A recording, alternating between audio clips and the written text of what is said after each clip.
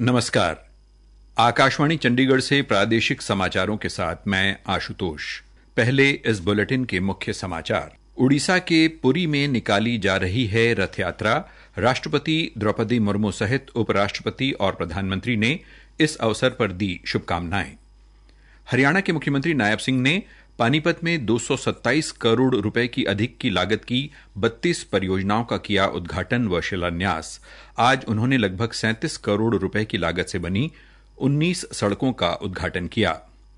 गुरुग्राम में door to door कचरा एकत्रित करने के लिए स्वच्छता वाहनों की संख्या बढ़ाई जाएगी। और सर्वोच्च न्यायालय नीट यूजी से संबंधित कई याचिकाओं पर कल सुनवाई करेगा। अब समाचार विस्तार से। ओडिशा में विश्व प्रसिद्ध रथ यात्रा आज पुरी में आयोजित की जा रही है। इसमें भगवान जगन्नाथ, भगवान बलभद्र और देवी सुभद्रा के विग्रहों को 3 रथों में ले जाया जाएगा। दुनिया भर से लाखों श्रद्धालु यात्रा में शामिल होने के लिए पुरी पहुंचे हैं। राष्ट्रपति द्रौपदी मुर्मू भी पुरी पहुंच चुकी हैं। रथों को श्री गुंडीचा मंदिर में ले जाने के लिए तैयार किया गया है। ये रथ 1 सप्ताह तक गुंडीचा मंदिर में रहेंगे। उधर गुजरात में भी भगवान जगन्नाथ की रथ यात्रा आज कड़ी सुरक्षा के बीच शुरू हुई। विग्रहों के दर्शन के लिए बड़ी संख्या में लोग पहुंच रहे हैं।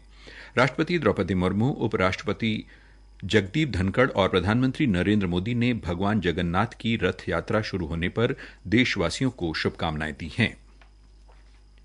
सर्वोच्च न्यायालय में नीट यूजी से संबंधित कई याचिकाओं पर कल सुनवाई होगी। इनमें नए सिरे से परीक्षा कराने की मांग की याचिकाएं भी शामिल हैं। मुख्य न्यायाधीश DY चंद्रचूड़ और न्यायमूर्ति JB पारदीवाला और न्यायमूर्ति मनोज मिश्रा की पीठ के समक्ष 26 याचिकाएं सुनवाई के लिए सूचीबद्ध हैं। विद्यार्थियों ने अपनी याचिकाओं में नीट में कथित अनियमितताओं की एक अलग और स्वतंत्र जांच की मांग की है। बढ़ते नीट विवाद के बीच केंद्र ने सर्वोच्च न्यायालय में हलफनामा दाखिल किया है। केंद्र ने कहा है कि परीक्षा में बड़े पैमाने पर अनियमितताओं के किसी भी सबूत के अभाव में नीट परीक्षा को दोबारा आयोजित करने की कोई आवश्यकता नहीं है। केंद्र ने यह भी तर्क दिया है कि नई परीक्षा से लाखों वास्तविक उम्मीदवारों के जीवन पर प्रतिकूल असर पड़ेगा।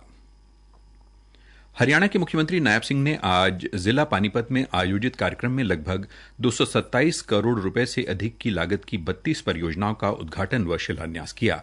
इनमें 36 करोड़ 55 लाख रुपए की लागत की 19 परियोजनाओं का उद्घाटन और लगभग 191 करोड़ रुपए की लागत की 12 परियोजनाओं का शिलान्यास शामिल है।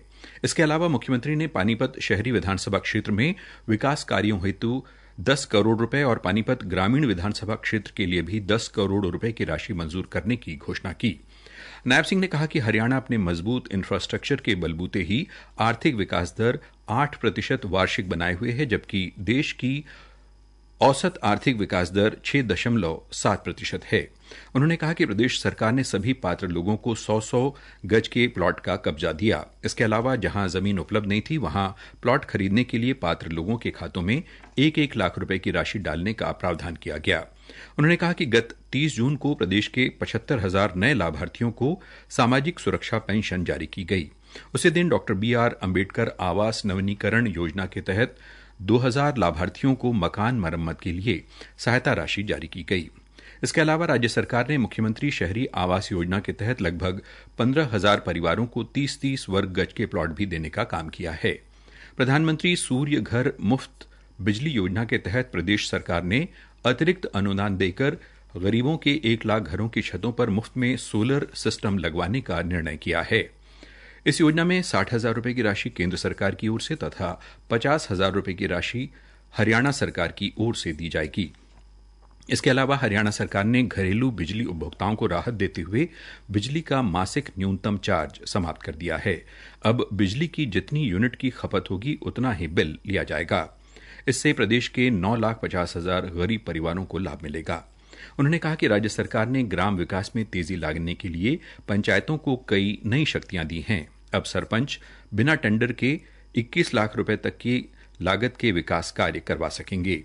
इस अवसर पर शहरी स्थानीय निकाय राज्य मंत्री सुभाष सुधा ने कहा कि हमारी सरकार गांवों में स्वच्छता पर विशेष ध्यान दे रही है। उन्होंने कहा कि विकास कार्यों में गति लाने के लिए सरकार ने निर्णय लिया है कि टेंडर लगने के 10 दिन के अंदर यदि कार्य शुरू नहीं होता तो संबंधित एजेंसी को ब्लैकलिस्ट कर दिया जाएगा। कार्यक्रम में विकास एवं पंचायत राज्य मंत्री महिपाल ढांढा ने कहा कि पानीपत वासियों को करोड़ों रुपए की विकास परियोजनाओं की सौगात दी गई है। शेष समाचार इस अंतराल के बाद। और ताऊ ठीक से ले तने टीबी रोग में हुई नई शुरुआत के बारे में बताऊं। अच्छा वो कैसे भाई? ताऊ तने याद होवेगा जन्म पाछे ही अपने छोटे बालका ने एक टिक्का लगा कर ऐसा टीबी से बचाव खातर। ईब वो बीसीजी टिक्का बड़े बूढ़े वयस्कों ने भी लगेगा। हरियाणा सरकार अभी इस टिक्के ने जिला अम्बाड़ा, भिवानी, हिसार, झज्जर, जींद, कैथल, मेवात, पंचकुला, रोहतक और सोनीपत में भी लगा रही है। इस बीसीजी टिक्के से घबराना नहीं, टीबी से खुद को बचाना है। तो आगे आओ, बीसीजी का टीका लगाओ, प्रदेश को टीबी मुक्त बनाओ। टीबी हारेगा, देश जीतेगा। अधिक जानकारी के लिए डायल करें 1800-11-11-6666। राष्ट्रीय स्वास्थ्य मिशन, स्वास्थ्य विभाग हरियाणा द्वारा जनहित में जारी। हरियाणा के मुख्यमंत्री नायब सिंह ने आज पानीपत में 36.5 करोड़ रुपए से अधिक की लागत से बनी 19 सड़कों का उद्घाटन किया। इसमें रायपुर कचरौली सड़क, बुड़शाम नारायणा सड़क, बबैल पलहेड़ी सड़क, जीटी रोड अली सागरपुर सड़क, पट्टी कल्याणा जीएवी कॉलेज सड़क, जीटी रोड पसीना कला सड़क, नामोड़ा चुलकाना सड़क, अतौलापुर संपर्क सड़क, डडौला शिमला गुजरान सड़क, धनसौली नागलापार सड़क, न्याया बांध बिजावा सड़क जैसी अनेक सड़कें शामिल हैं। मुख्यमंत्री ने 12 परियोजनाओं का भी शिलान्यास किया। इनमें 11 करोड़ रुपए की लागत से चुलकाना समालखा में आईटीआई का निर्माण, पानीपत शहर में 24 ट्रांजिट फ्लैटों का निर्माण तथा कई सड़कों का शिलान्यास शामिल है। साथ ही उन्होंने 11 करोड़ रुपए से अधिक की लागत से बने एससी बस्ती में बुनियादी सुविधाओं का विकास, पुरानी सब्जी मंडी में इंडोर स्टेडियम का निर्माण, सेक्टर 12 में ऑडिटोरियम, मल्टीपर्पज हॉल और लाइब्रेरी का निर्माण और सफीदों जींद सड़क की क्रॉसिंग पर फ्लाई ओवर का निर्माण कार्य का भी शिलान्यास किया गया। इस अवसर पर राज्यसभा सांसद कृष्णलाल पवार, विधायक प्रमोद विज, पानीपत के उपायुक्त वीरेंद्र दहिया सहित अन्य गणमान्य अतिथि उपस्थित रहे। हरियाणा के जन स्वास्थ्य अभियांत्रिकी मंत्री डॉ बनवारी लाल ने आज हिसार में जिला लोक संपर्क एवं जन परिवाद समिति की बैठक के दौरान 17 मामलों की सुनवाई कर अधिकारियों को आवश्यक निर्देश दिए।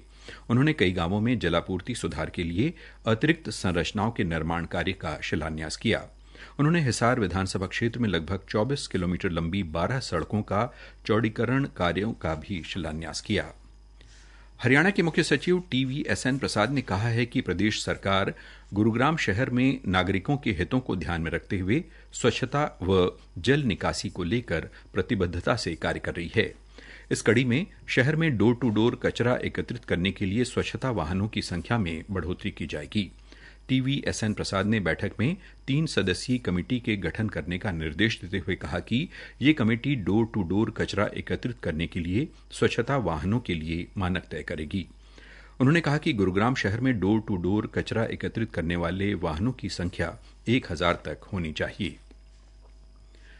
पिछले रविवार को प्रसारित मन की बात कार्यक्रम में प्रधानमंत्री नरेंद्र मोदी द्वारा वृक्षारोपण को प्रोत्साहित करने के अपील के हरियाणा से सार्थक परिणाम दिख रहे हैं। एक पेड़ मां के नाम अभियान में लोग बढ़ चढ़कर भाग ले रहे हैं। हरियाणा के जींद जिले के जुलाना उपमंडल क्षेत्र के आसपास पर्यावरण को बचाने के लिए सामाजिक संगठन मेरा प्रयास पर्यावरण को बचाने का प्रयास कर रहा है। इस संस्था से जुड़े संजीत कौशिक के प्रयास का उल्लेखनीय परिणाम है, जो सहायक पद पर कार्यरत हैं और समय निकालकर लोगों को जागरूक करते हैं। उन्होंने 20 साल पहले बच्चों के जन्मदिन व किसी विशेष कार्यक्रम में पेड़ पौधे लगाने से शुरुआत की थी। इसके साथ ही प्रादेशिक समाचार समाप्त हुए।